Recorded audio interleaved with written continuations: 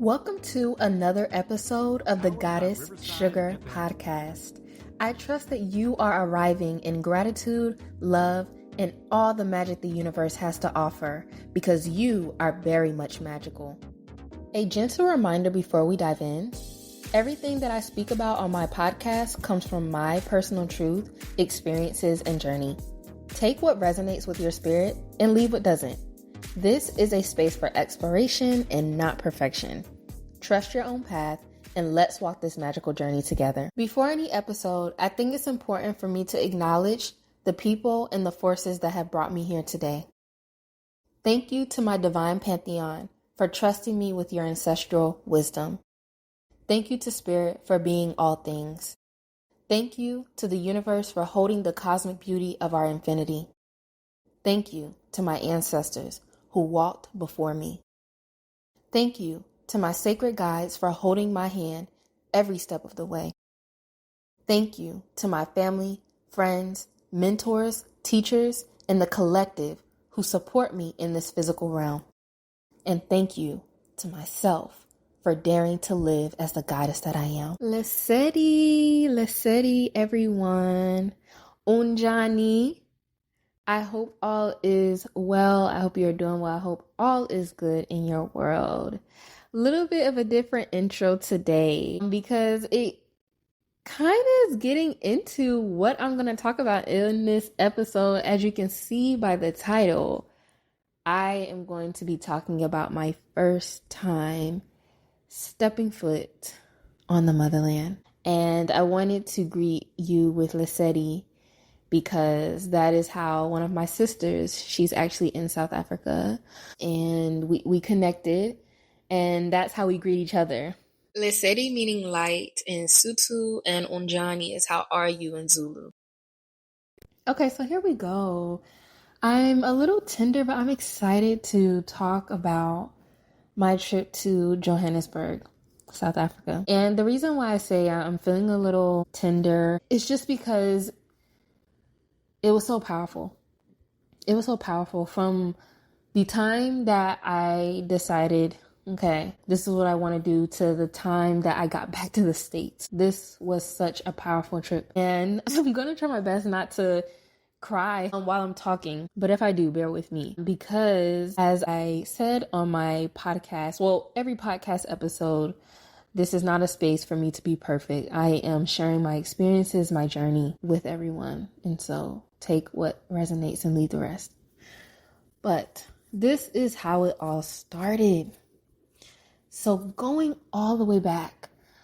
Now I knew from a pretty young age that, I wanted to travel to Africa, but it was never on the forefront of my mind. I just knew okay, one day, as a Black person, I want to go back to the motherland, right? So fast forwarding to end of 2023, December of 2023.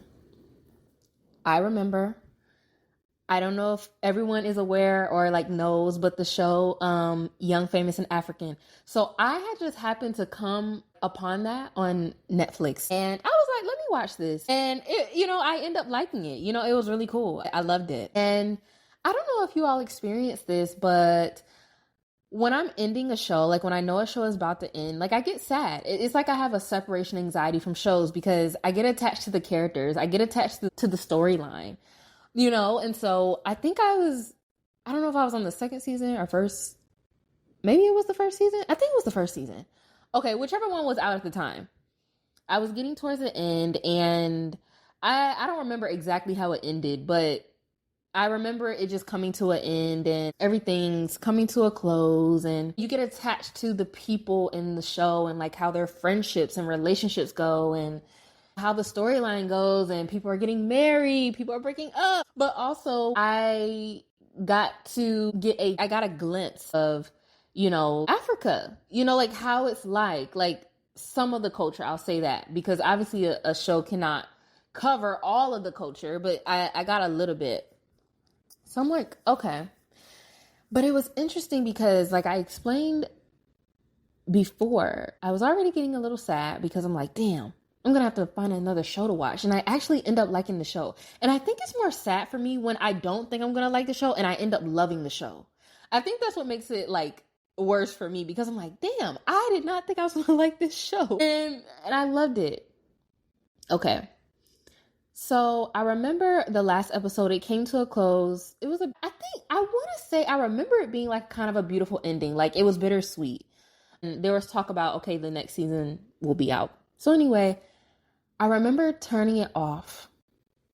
I was sitting on my love seat and I started to feel the sadness, but like even deeper. And I'm like, okay, girl, like I get you sad that the show ended, but is it that deep? Like, what's going on?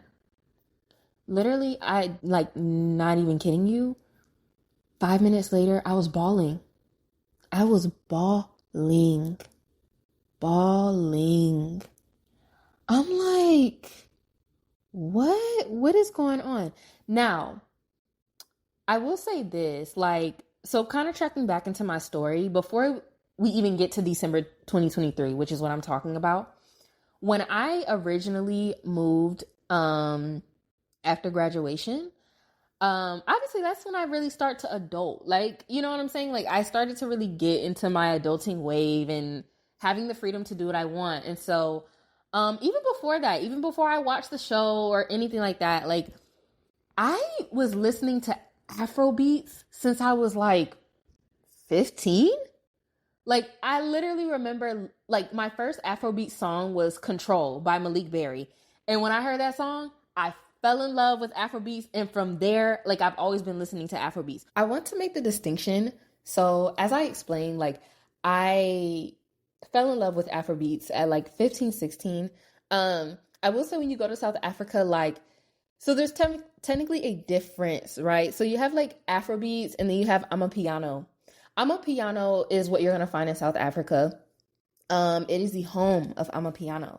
But like Afrobeats, think like, you would think like Nigeria. So you think like Burna Boy, you think Wizkid, Ashake, like, you know, those artists. And like, I have love for them. As far as Amapiano, like, I think Mellow and Sleazy, Scott's, Tyler, ICU, like, all of them, you know. But again, still, both genres are beautiful and I just love it. Even down to my childhood, like wearing waist beads, wearing head wraps, you know, all of that is rooted in Africa. Okay, now let's fast forward again. So when I moved after graduation, I started to hit the club scene a lot more. And at first, like, I didn't even think clubs were my thing. But what I realized with the help of my cousin is just you have to find the clubs that are for you. Now, what type of clubs do y'all think I ended up finding that was for me? The African clubs, the Afrobeats clubs, like, period. So I currently live in Illinois and I travel to Chicago a lot. Chicago has a lot of Afrobeats clubs. And when I found those clubs, I remember when my cousin came for our annual trip in Chicago and we found this one club. If you live in Chicago, you know what I'm talking about. But this one club, Masada. Child, what? Okay, Masada? Again, I did not think it was really going to be my scene. I'm like, okay, let's check it out. Like, I know I like Afrobeats. Cool. Like, let's check it out. Yo, went to Masada. Like that's it. I started to realize like, oh, like these are my types of scenes. Like these are the types of clubs I like to go to because I love to dance. You know, and I love like real music. Like I really love to dance. Like if I'm going to go out to a club, I don't want to be standing around bopping my head. No, I want to be dancing. Okay. And like, that's what you're going to do in an Afrobeats club, you know, well, Afrobeats / Afrofusion, because, you know, you got other types of Afro music, you know, that's very popular in our culture. Anyway, so let's get back to what I was saying because I don't want to keep talking in circles. So I told y'all I got into Afro beats in my teen years. Then as I started to adult, I found myself at the Afrobeat scenes, the festivals, the parties, the clubs, etc. Okay, so December, back to where I was talking about when I was crying. So I was crying and I'm like, what is going on? Like, girl, what is going on? So I sat with myself, and this may sound unbelievable to you, but I know the connection that I have with my ancestors. And in that moment, it wasn't just me crying. It was my ancestors crying. They were crying through me. And they were telling me, Zipporah, we want to go home. And then I also started to kind of have this homesick feeling. I started to feel homesick. Mind you, I don't ever feel homesick. Like, not even where I'm from originally. I've never felt homesick. You know, I've always been one to do, like, go out and travel and do that type of thing. But I started to feel homesick from a place I'd never been before, physically. And I'm like, how is that possible that I'm starting to feel this homesickness from a place I've never been? But like I said, my ancestors were telling me we want to go home. And I'm like, okay. You know what I'm saying? Okay, cool. So I took that whole experience, and when I tell y'all, like, it was a bawling, it was a bawling, like you would have thought someone died. And I'm like, what is this experience right now? It was very spiritual for me. Crazy thing is, maybe 2 weeks later, one of my really good friends that I actually went on the trip with, she texts me 2 weeks later. She's like, yo, we should plan a trip to Africa. I'm like, hold up. Alignment. Okay? Because I just told y'all about this experience that I had 2 weeks ago at that time. I'm like, yes, let's go, because I've been wanting to go to Africa. And this is so crazy how manifestation works. I wasn't even really talking about this out loud, but I always said in my head for like the past few years, I've been saying in the back of my head, the next time I travel outside of the country, I want it to be in Africa.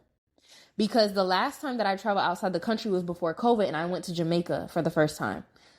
So I always told myself, like, since that time, like when the pandemic started and everything, I said, okay, I know travel is like off the books for a little bit, but next time, the next stamp, I want that joint to be in Africa, okay? Okay, so getting back to the story. So she texts me, she's like, let's plan a trip to Africa.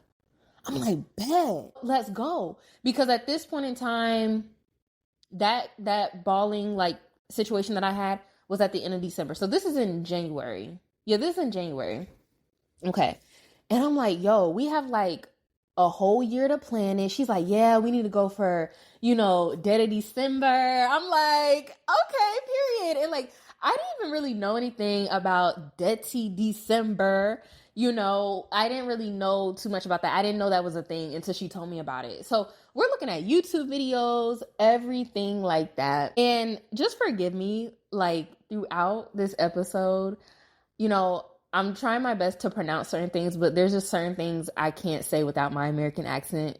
So don't bash me too much. You get what I'm trying to say. Anyway, so she's like, we need to go. And at first we were in between. So I think, the 3 countries we were between, because me and my girl, we made a Google Docs and we wrote out the pros and cons for each country that we were thinking about going to. So we were thinking about Ghana, we were thinking about South Africa, which is where we end up going, and then Nigeria.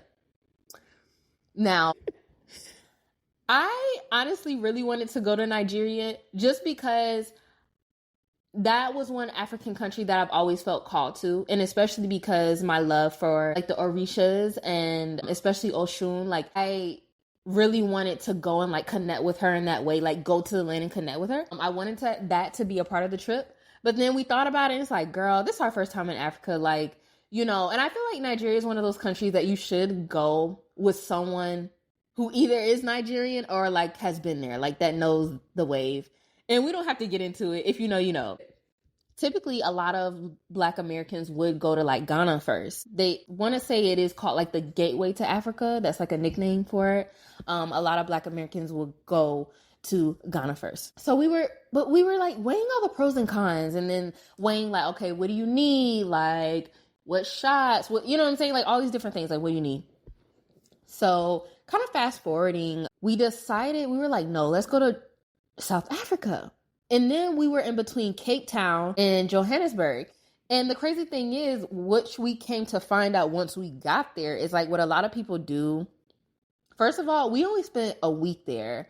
Most people go for like 2 or 3 weeks and they'll go to like Josie, they go to Cape Town, Durban, and other places in South Africa, but we obviously just didn't have time for that. And again, this was both of our like first times going to Africa, so we didn't want to do too much. You know what I'm saying? We were like, no, let's keep it to one city. And then just thinking about like her personality and my personality, we're like, okay, which city will be the best for both of us to get like a really good experience? And it came down to Johannesburg. One, because it's just a lively city. Some people call it the New York of Africa, which if you ever go there, you'll see why. You'll see why people compare it. And also if you look it up, if you're into like sister cities, New York City is actually a sister city of Johannesburg. So it all makes sense. So I'm like, I want to party for real, for real. You know what I'm saying? Like, I want to be out there. Like, it's one thing to go to an Afrobeats club in the States, and I'm not saying they don't do the job. They do the job. But I'm like, hold up. I'm about to go to the motherland. I'm about to go to Africa. No, I need to party the African way. What you talking about? You know? So I'm like, yeah, Johannesburg is the wave because also Josie is known for a nightlife as well. Okay. So we're planning this. I'm such like a Airbnb girly. Immediately, I'm getting on there looking at Airbnbs, and the Airbnb prices were lovely, especially for me and my friends to split it, even more lovely. And we end up staying in a penthouse that was, okay, here's the thing. So a lot of people tell you like don't stay in the central business district, CBD. We did. We did not have a bad experience and we did not feel unsafe. I'm going to put it out there because like I said, I'm speaking from my experience. I can't speak to other people's experiences, but thankfully like we did not have a bad experience staying in that part of Josie. But we were kind of warned like most Americans, like tourists, would stay in the more posh areas, so like your Rosebank and Sandton. I also want to add, when you go to Africa, because I know I was talking about the reality show that I was watching and how it shows some of the culture, but not all of it. I just want to encourage you, like, don't just go to the posh areas, you know, the tourist areas. Actually go and like interact with everyone, interact with the land. Don't go like thinking that you're better. And honestly, this is not just for Africa. This is like for anywhere that you go, because I feel like there is a narrative painted on other countries outside of America, you know? And I feel like Africa, especially, like people have this perception of Africa, and that's not all of Africa, because Africa is very much royalty and regal. Like, let's not get it twisted. And I really encourage you to explore all of Africa. Like, get the whole experience. And also, this is something that really irks me when I'm traveling and like I watch other Americans and like how they behave. Do not force your Americanness, please. Like, honestly, I feel like it's disrespectful. Especially, for example, if you are American and you are traveling to a country that is not American and that doesn't primarily speak English, try to speak their language. I'm not saying you have to be fluent, right? But don't bark English at them if you're not in a English speaking country. Now, for example, like Johannesburg, like South Africa, period, like a lot of them do know English, right? And that's fine. Like if they can tell that you're American, like they'll speak English, you know, to you. But again, I don't know. I just find it respectful if you try to speak their language. So there's a lot of different languages spoken in the country of South Africa. They have a lot of national languages, but a popular one is Zulu. So that was one language that I learned a little bit. And like I was saying before, sometimes obviously like people are going to assume like, oh, maybe they know how to speak Zulu or whatever. So sometimes people would speak Zulu to us, and I'm like, ooh, I don't know what to say. But, you know, we figured it out. But seriously, like, when you go to another country, try to learn some things. At least learn little greetings, you know, like a popular one. I know I had greeted you all with Lesedi in the beginning, but a main one is Sabona. Like, that's just, I see you. Like, it's a form of saying hello. So just like do your research and ask around. Like the people there were like so nice to us. So like when they knew, okay, they're not fluent in Zulu, like they taught us. And we asked questions because we were curious, because we are in their country. Like immerse yourself in the culture. That is one tip I would give with traveling to Africa and anywhere around the world. At the time, my friend, she actually was not in the States. She was traveling abroad on her own time. So we actually did not fly together, which was another like wild thing. So let's actually like get into me getting to Johannesburg. I flew out of O'Hare Airport. I flew Ethiopian Airlines. That was my first time flying Ethiopian Airlines. And they actually have a really good rating. I was scared because obviously, like, this is my first time doing all of this. So I'm like, I don't know. But I mean, me and my friend throughout the year, because we went in December of 2024. So throughout the year, from January 2024 to December, we were researching, looking up things like what we need to do, looking at YouTube videos. And I implore you to also do that when you're traveling anywhere. But, you know, if you're planning on going to Africa, like, just do your research. Just look up things, you know. It's out there. TikToks, YouTube, all of that. Okay. Your girl, I have my outfit planned out. I'm like, look, from the day that I fly in to the day that I fly out, I'm stunting. You know, like fashion killer. I'm coming to look cute. I saved up all my PTO for this trip. This is my big banger. So all of the domestic trips I had throughout the year was just leading me up to this big international trip I was taking across the world, because Africa is literally across the world. And it's just such a beautiful thing. I'm just so excited. Like literally, I'm blushing over here talking to you about it because I just loved it. Okay. Anyway, getting back to it. So I flew out of O'Hare. I had a early morning flight. I think it was between 7, 8, or 9. It was an early morning flight because overall your travel time, you're traveling from the States to South Africa, you're going to have a day of travel. Also, you have to remember they are ahead. So I had left O'Hare on December 11th. I did not arrive until December 12th.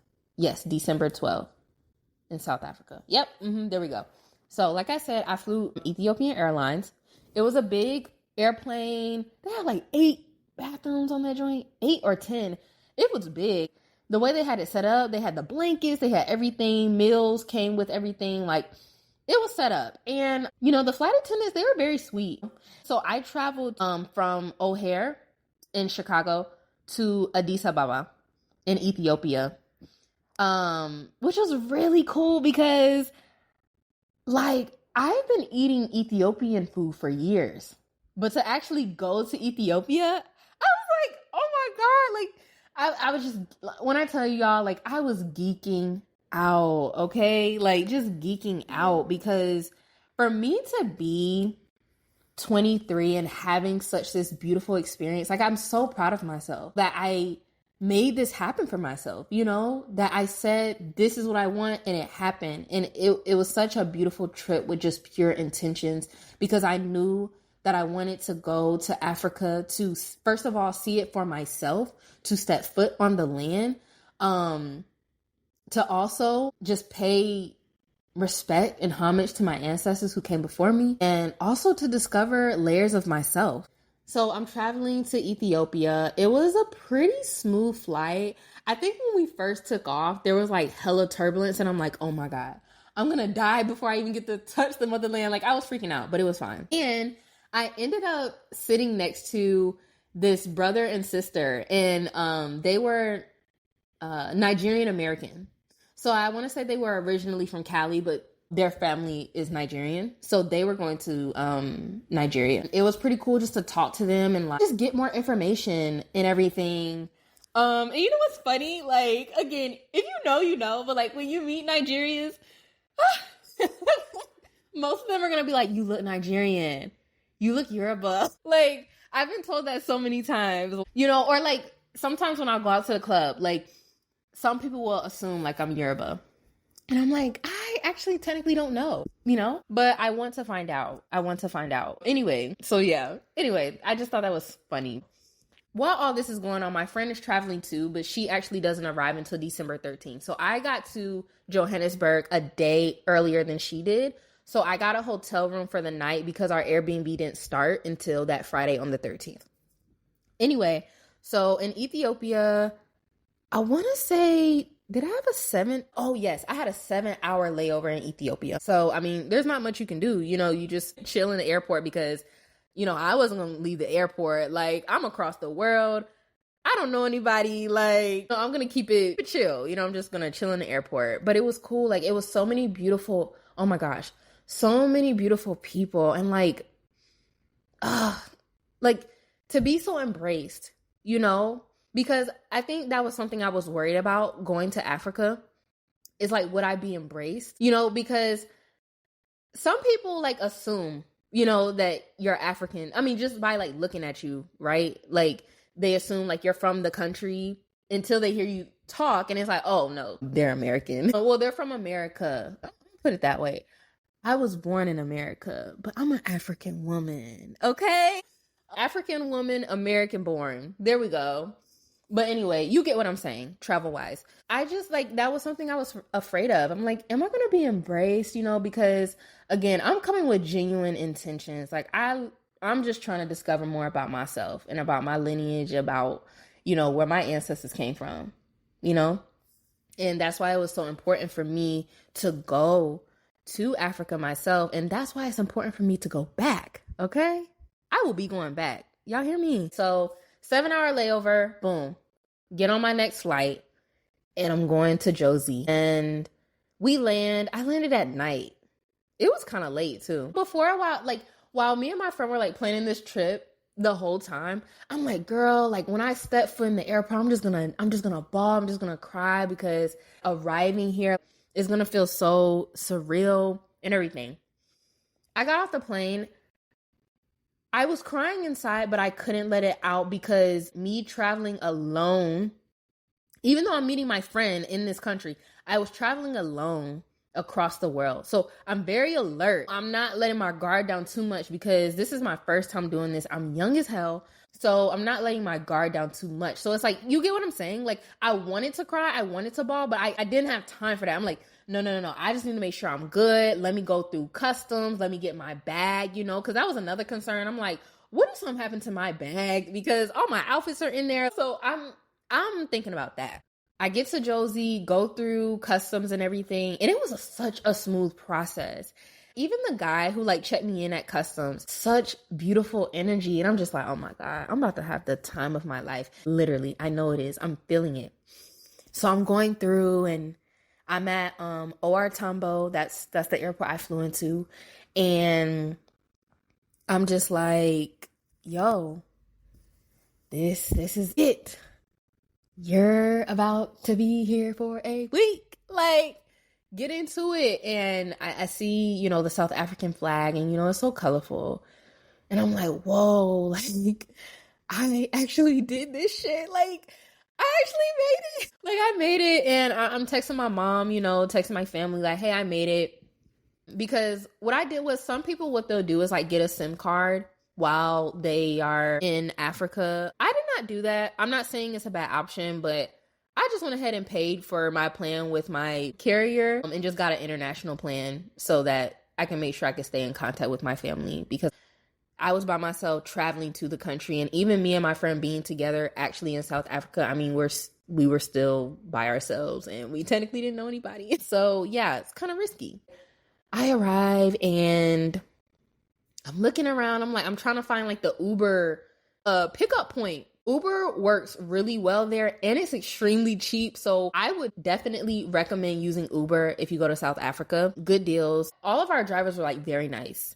And I get in my Uber. He takes me to my hotel and I'm looking out the window. I'm just like, I was more in shock. Like, I was in shock and awe. I'm like, am I really here right now? It felt like a quantum leap. And that's how traveling makes me feel almost. especially when I travel outside of the country, like it makes me feel like I quantum leap into a different reality. That's how I felt when I arrived to South Africa. At this point, I'm drained. I was so tired I couldn't even shower. I did like a little bird bath, but I just had to, I just had to hop in the bed. I was like, fuck it, like I will take a shower tomorrow. Like I'm only staying in this hotel for one day.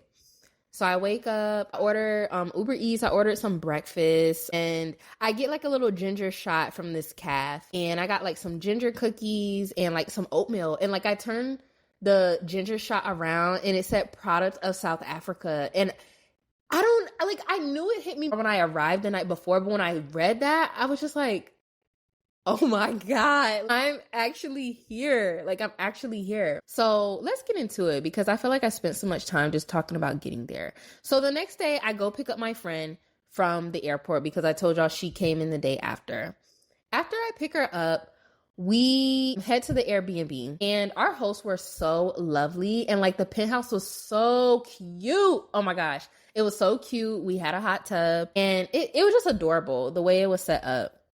So we get there and, you know, me and her are like cheering. We're like, oh my gosh, girl, like we made it. Like we made it. And of course we're like catching up because it's been a while since we've seen each other because we went to college together. So I hadn't seen her in a while, you know? So anyway, we didn't really have much planned for day one except for this dinner experience that we went to. So we went shopping. We went to Rosebank Mall and we were just like, let's walk around. Let's get a vibe. Or whatever. And our Uber, he's kind of giving us some tips, you know, like watch out for this, watch out for that. I will say this, if you go to Johannesburg, phone snatching is very real. So don't really like be out on your phone. Like if you want to record something, like keep it real tight. Don't just be out, you know, like because people will like literally come on bikes and like snatch your phone. And what you gonna do? You know, because I'm like, I need my phone. Like I got to get back home. So anyway, we went to Rosebank Mall. It was cute and yo, it was so lively and like, it's kind of hard to explain. The vibe of like the people, like the vibe of South Africans, it's just very chill. Like it's no, how do I want to say this? You can tell there was no hierarchy. It was just everybody's here to vibe. Like everybody here is here to chill. Everybody's here to look good. It was a nice day. And then we go back to our Airbnb so we can get ready for the Yaleville dinner experience. That was so beautiful. And if you ever go and meet Sansa, he's such a wonderful energy and the food was amazing. And where it was located, it honestly reminded me of Jamaica. Like it was giving Friday night block party and I was all for that. I was all for that. Like the music was playing in the streets. I loved it. Okay. We didn't have too much planned for day one, but I was like, we should just go out. Like, let's go out. We here. And my friend was like, okay, cool. We end up going to Nashra. We arrived there and I said, where's the sign like for the club? Like, where is it? And you had to go like back, take a left, go down. I'm like, Lord, okay, like here we go. And you walk in and it's like all these mirrors. And I'm like, oh, this is so cute. So we get in there, beautiful, beautiful vibes. And we end up getting a section and we got some Don Julio, you know what I'm saying? And we just celebrated like we made it. So me and my sis, like, we're just dancing, you know what I'm saying? Meeting, you know, a few people in the club or whatever, just having a great time. And that was day one pretty much. So moving on to day two, this is where we had our beauty maintenance day at Africology Spa. Oh my gosh, please go. Please go. And I will say this, I know like going forward, any trip I take, you have to have a spa day. You have to think about how much your body goes through just traveling like that. And I told you, I was literally on an airplane for a day. Like, seriously. So going to the spa, just did it. And then across the street, we went to the Mark. And after the Mark, my friend, she was getting her nails done. And we went to the Mall of Africa. And that was so cool to actually see it. I'm still trying to decide like which club or like which nightcap was my favorite. But I will say this one, we didn't even really have in the plans. We went to Cocoon. And there's this place, I want to say it's called Volcane. Okay, so there's a place there. It's called the Cocoon, and then there's this place called Volcane. I think that's correct. And then Monarch is right next to it. We actually end up liking Volcane better than Monarch. But Monarch was cool. It's a cool club setting, you know, if you end up going. But Volcane, that joint was lit. Okay, like we were in there, they were on the bars dancing, and I'm just like, oh my gosh, like this is what I'm talking about. Like just in there, good vibes, you know? And it's like, again, like some clubs that you go to in the States, I feel like it's a lot of that cliquish, like bougie type energy. And don't get me wrong, like if that's how people want to move, that's how you gonna move. But for me, when I'm in a club, I really love when everybody's just dancing together. Like, hey, we may not know each other, but we vibing right now, so we're gonna dance with each other. You know, like I love that. I love when the girls don't have mean girl energy. Ooh, let me get on that. That is one thing that I loved when I was in South Africa. No mean girl energy. No mean girl energy. You know what I'm saying? Like even when I feel like when I got to know some of the ladies that maybe I met in the club or while I was out, and they're like, "Oh, okay, like you're from America." Like it wasn't weird. You know what I'm saying? Like I wasn't treated different. Like I was embraced, you know? That's just so important for me because I love to be embraced because I love to embrace people. Even if people are different from me, I love to embrace other people and I love to make other people feel welcome. And the fact that I received that just made me feel really good. You know? So yeah, out clubbing again for day 2. And going to day 3, we went on the Johannesburg hop on, hop off red bus tour. I think the ticket was like $10 and you get a whole tour of like all of Josie and you get all of like this history and this information and you're like, whoa, like I didn't even know Johannesburg was known for that. I didn't know that was the history. And of course, you're going to learn about Nelson Mandela. I mean, come on now. But it was so beautiful to just see everything and like learn more about this beautiful city. And so then if you don't already know, I'm vegan. So this place called Vegan Chef, it's in Sandton and we went there. Lovely. Please go there if you're vegan, go try it out. They did an amazing job. And this was on Sunday. So that Sunday, if you know about Everyday People, if you follow them on Instagram, they were actually having a party in Josie. So we went to that. Okay. Yo, I'm just going to say, I'm glad that my friend found that party because I didn't even know anything about it. She was the one who like knew more information about it. And she's like, I really want to go to this party when we go to Johannesburg. And I'm like, cool. Okay. We went again. Like I keep saying this, but it's just such a beautiful thing, you know, to be embraced, to be around people with just good energy and good vibes. And that's what Everyday People was. And like we took so many pictures. There were some professional pictures like taken of me and I posted it on my Instagram. Like it was so beautiful. And it was one song that I learned like the dance to. Like I was on TikTok like for months at a time, like learning this dance. And the fact that that song came on, me and my sis, when we heard the beat, we were like, this is the song, this is the song. So like we're sitting there like doing the dance, like having a good time. And we actually met some like really cool people while we were at that party. And, you know, we were getting drinks, like just setting it up, just having such a good time. And even after that party ended, we actually went to an after move. Some people that we met at the party, we actually ended up going with them to the after move. It was such a great vibe. Like we got in, just a beautiful experience. And they were just so cool and they like looked out for us and everything like that. And I will say this. So for me, I'm just speaking from my experience. Another thing that I loved about my trip to South Africa, the menses. I'm being so funny because a lot of my friends, like when they ask me, like they were like, how are the men? And I'll do my little spiel. I won't spend too much time on it. I'll put it this way. When I was there, I met men that were from Ghana. I met men that were from Nigeria. I met men that were from South Africa, Namibia, just all over the motherland. They were all great. And when I say that, I'm for real, for like being serious. I just love the fact that they were gentlemen. I love the fact that even when we were in the club and, you know, it's like, okay, we want to chill with y'all, like, it's cool. It wasn't any pressure. It wasn't forceful. Also, they made sure we was good, made sure we were having a good time. We got the free drinks. We got the free sections, the free hookah. Like, you know what I mean? And using your spirit of discernment is important in this. I don't want it to sound like I was being reckless, but also I believe in living and having experiences, and that's what I did. So yeah, I just appreciated that the men that I met when I was there were all gentlemen, you know, to me, and treated me with respect and made sure I was okay. Even the fact them making sure that we got to our Uber, like walking me and my friend to our Ubers. Like, it's little things like that that, you know, I just love. You know, I really do. And so yeah, that was my experience as far as the men that I met in South Africa. And yeah, it was just a beautiful experience. Also, I mean, on this podcast, I talk about being a goddess, you know, and you should be treated as one.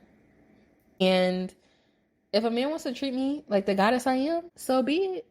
Okay, period. Like, I'm not going to stop that. So, day 4 was a rest day. We needed a rest day because all of this partying. And let me tell you, the videos you see on TikTok, the videos you see when they're like in Africa, like they're up until like 7 a.m. partying. Oh, that's real. That is a real thing. When I tell you, me and my friend did not walk out of those clubs until like 5 in the morning. 5 in the morning. Okay? Now, when I'm in the States, I think the latest I've been out was maybe 2 or 3. No. When we were in South Africa, 5 in the morning. Mind you, we were doing this back to back. So when did we sleep? Never. I know that sounds so dramatic, but we did not get any sleep. When I tell you we did not get any sleep, like we had to reschedule one of our tours to a different day because we were sleep deprived. Like, we can't do this. We need a rest day. Okay. So following the rest day, what came next, we went to Lebo's Soweto Backpackers tour, and we had a food and tuk-tuk tour. It was so adorbs.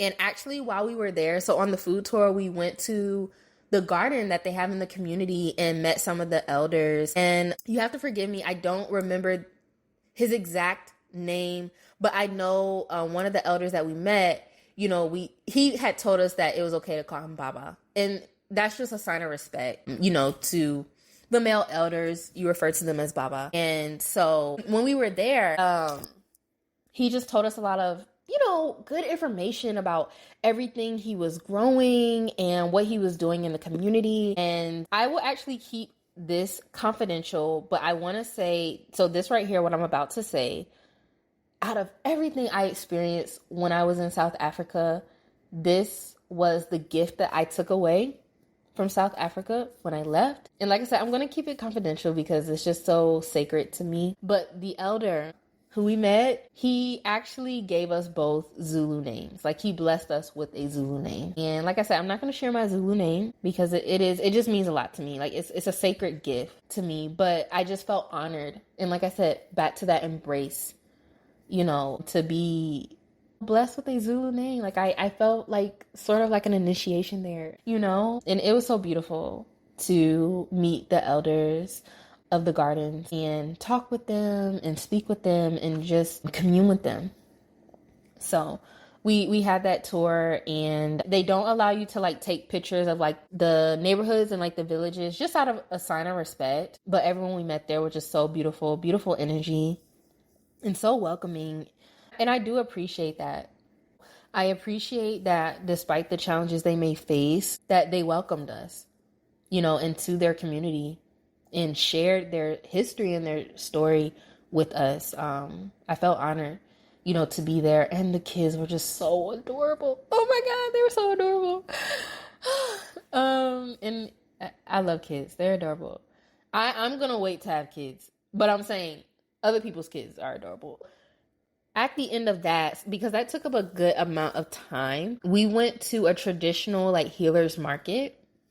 And I just wanted to like get a feel for it because like I am a herbalist and I'm into all the healing things and using Mother Earth for medicine and healing and connecting with her.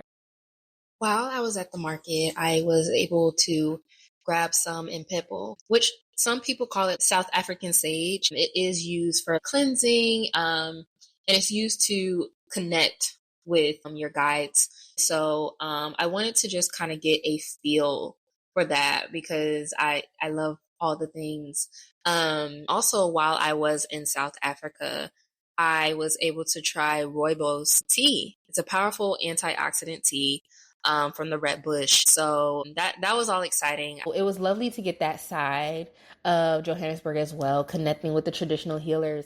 And actually, my sister that I was telling you about, that I connected with in South Africa, she is a traditional healer.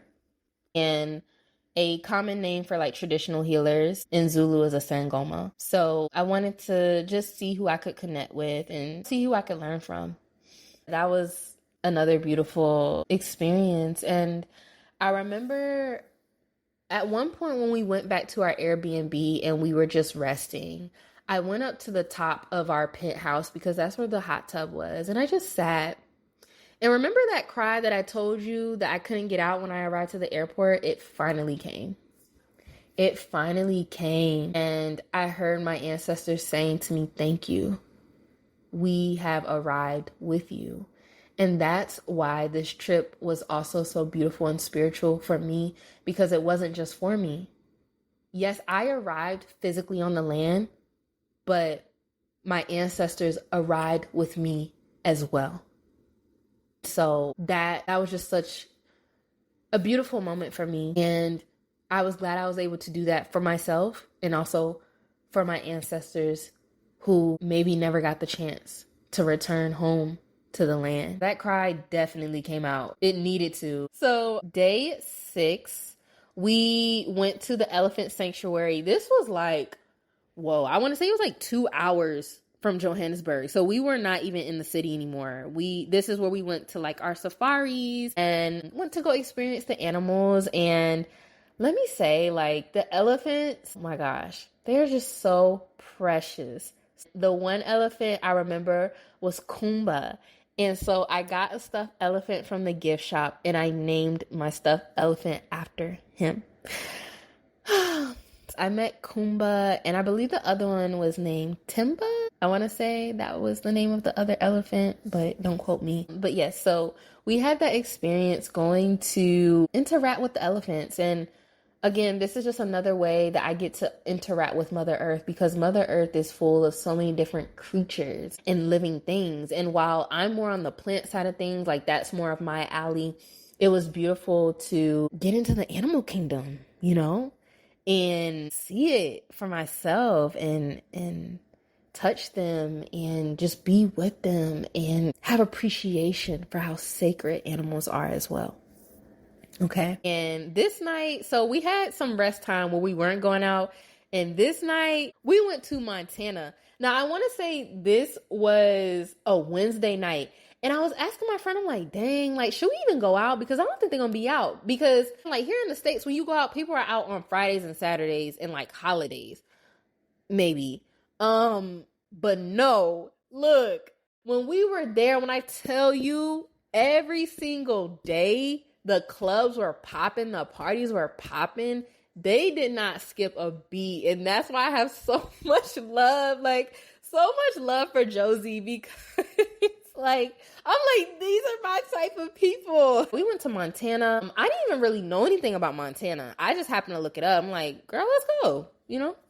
And that, again, same thing. Beautiful, dancing on the tables, having a good time, packed in there, just having a good time. Good vibes, no BS, no fighting, no none of that. Just good vibes all around. Getting to the last day. So I'm sad. I'm sad, okay? Very, very sad this day. But I'm like, Zipporah, don't focus on being sad. Don't focus on leaving. Like, focus on having this last beautiful day in Johannesburg. And it just went by so quickly, you know? So we go have this clothing experience. And if you ever go, Sebo, don't get mad at me if I pronounce it wrong. Karasi? I want to say it's pronounced Karasi. Because I think before I was saying Karasi, but I think it's Karasi. Karasi Clothing Experience. Sebo, if you're ever listening to this and I said it wrong, send me a DM and tell me that I said it wrong. But anyway, please go. Please book this experience with Sebo. Sebo, beautiful energy. Fashion killer, stunner, okay? And with this clothing experience, we went to a fabric store and, you know, obviously Africa is known for the infinity of patterns and colors and fabrics. So we went to a fabric store and actually got to experience and see that for ourselves. And we picked out a fabric that we liked, and then Sebo and his team like actually made a garment of our choice. So I got a infinity dress. I believe it's an infinity dress. I got that made, and my dress is like black, red, yellow, and green. So it's giving kind of like Rasta. But yes, my dress came out so beautiful. Like it was so perfect. So we had that experience, and that took up like most of our day. Just getting to know the vibes, getting to hang out with Sebo. Like it was so beautiful. And Sebo just has beautiful energy. Like I just have love for him. After that, we went to Maboneng. I want to describe it as like a shopping center. Yeah, we'll describe it as that. It's like a shopping center, but it's outside. It's very artistic. If you're from Charlotte, North Carolina, like where I'm from, and you know of the Noda area, think of Noda, but African. Okay? Very cute. Very cutesy. Like, you know what I'm saying? Like, it's a lot of vendors out there, like, selling jewelry and clothes and artistic things. And of course, like, I wanted to buy everything because I'm so into that. Like, so we were there for a minute, and so by this time, the sun is on its way to setting, and I'm like, sis, I know we said we weren't going to go out on the last night because we need to get ready for our trip back. But I'm like, girl, no, I think we need to change that. I think we need to go out, like, and just have this last party to really end the night. We went to room 130, and we just had some drinks. We had some shots.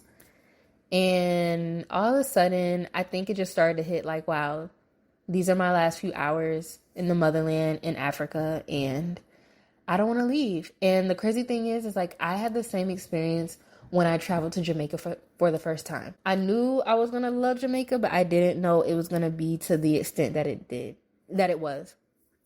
And I still hold that same love for Jamaica. And I remember when I left Jamaica, I bawled.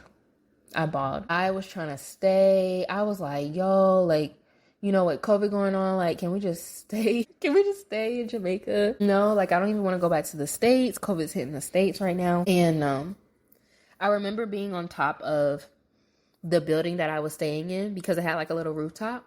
And I was overlooking the ocean and the jungle. And I just cried because I saw myself. And I'm like, this is home. You know, and I do believe that you can have multiple homes. I really do. But then there was a rainbow too that appeared when I was in Jamaica the day I left, and it just let me know that I'll be back. So anyway, going back to South Africa, it was the same feeling. You know, I was sad. I'm like, I don't want to leave. This feels like home, like great here. And when I look back on my pictures and my videos, I see how happy I was, you know? And I'm like, this is why I need to go back. Duh. Because it added so much to my happiness quotient. Being there, being in Africa, having a good time, being myself. Just feel the vibes. Being great vibes. You know? And around my people. You know? Brown folks. Melanated people. Anyway, so we're taking our shots and all of a sudden, here come the tears. Here comes the cancer. That inner cancer. Oh, she came out. And I was a crybaby. And I looked at my friend and I just started expressing to her how proud I was of her. And how proud I was of us. as young Black women, being able to have these experiences and making them happen, and daring to travel the world and seeing something for yourself and experiencing culture for yourself. And I want to add this quick point. I'm such an advocate for people traveling. Go see the world. Do not let media, don't let social media, don't let someone else's narrative of a place, of a certain group of people, of a religion, whatever. Do not let anyone else define that for you besides you. Get your own perspective. Do not take people's word for it. Go and see it for yourself. And so I was expressing that to her, and she felt the same. So we had a sister moment. She expressed to me how proud she was of me, because like I said, it's been a while since I seen my friend since we had graduated. I was just talking to her, and I'm like, I know your story. I've seen everything you've gone through, and to just see you today, to be here with you today, to have this experience in Africa with you today, for this to be our first time here together. We're having this experience together. I just loved it. And so it was emotional for me. And it was bittersweet because, like I said, I didn't want to leave, but I was just happy for us that we got to do this and we manifested it for ourselves. I thought that was it, but then we got in our Uber and I just started bawling again. So when I was crying in the Uber, I started to have these visions, and I want to say my ancestors were giving them to me, taking me through this, but I was having these visions of my ancestors being torn away from the land. I was having these visions of slavery and everything like that, and everything, that our people have gone through. I kind of felt like a little girl that was remembering that was remembering my history, the history of my people, my ancestors and things like that. I was starting to remember those things, and I was crying because I was sad, and I was crying because I was angry. And I think I was angry because being in South Africa and being in Africa, period, right? Obviously we know slavery took place primarily on the west coast of Africa, right? But still, all of us were affected. Everybody was affected, you know what I'm saying? So I feel like it really doesn't matter where you're at on the land. It still runs, it still runs through the veins. And yeah, I started to feel anger because I was like, wow, I was ripped away from my culture. You know what I'm saying? I was ripped away from that. As a descendant of African people, I started to feel angry because I'm us as Black Americans, we've been torn away from that. Our people were literally torn from their land, taken away. And I know because we learn about it and we always talk about it in our communities that it becomes something so what's the word? Not normalized, but it's just we know the story. When I really started to sit and think about it, I'm like, that is not okay. The fact that a lot of us Black Americans are trying to piece together our culture and remember where we're from, because a lot of friends that I had from Nigeria, they tell me about their culture and about their tribes and the languages they speak and things they do. I'm like, wow, I think that's so cool because as of right now, I couldn't tell you, what tribe I come from.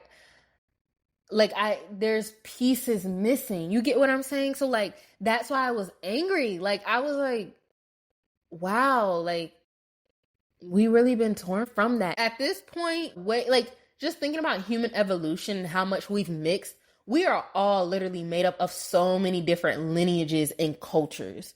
You know what I'm saying? I feel like I owe it to myself to explore all of myself. And even at a young age, I always ask myself, what am I besides being quote unquote Black? There has to be more to me than just being Black. You know what I mean? So going to Africa, it just helped me uncover that, and is the initiation of me remembering all of what I am and all that I'm made up of. And my friend, her plane left a little bit later than mine, so she dropped me off at the airport. And even though it was bittersweet, I knew, I'm like, I'm gonna be back, so I'm not gonna be too sad. And before I knew it, I was on that plane on my way back to Ethiopia, then Chicago. And it was just such it was just such a beautiful trip. And actually, I was just looking at my photos, just going back through my album, and I went back through my TikTok that I made of my trip, and I was like, wow, like, I did that. I had that experience, and I'm going to continue to have more beautiful experiences like this in South Africa again, and also in other African countries that I want to visit. So I want to know, like, comment down below, like, have you been to Africa? If so, which countries have you been to? Are you thinking about going to Africa? If you are, I'm telling you to go. Like, there's no hesitation. I'm telling you to go. um I definitely want to know more about other people's experiences, that they've had with their first time going to Africa, or even if you've been and you just, you go back, like, whatever the case may be. But, like, I just look forward to learning more about Africa and about all that she is. I mean, the land, the continent itself, I mean, it's just so powerful. And to know that is where my roots are, period, point blank. South Africa, thank you for being my first. It was so wonderful, and I loved it, and I know you loved me. But yes, this is all I have for today, and thank you for listening. I affirm that this inspires you to go and see the beautiful motherland for yourself. Stay calm, and remember, even when life tries to throw salt in your sugar, be a goddess anyway. Peace and blessings. Much love. Ciao, ciao. Ashe. Until next time, love. XOXO.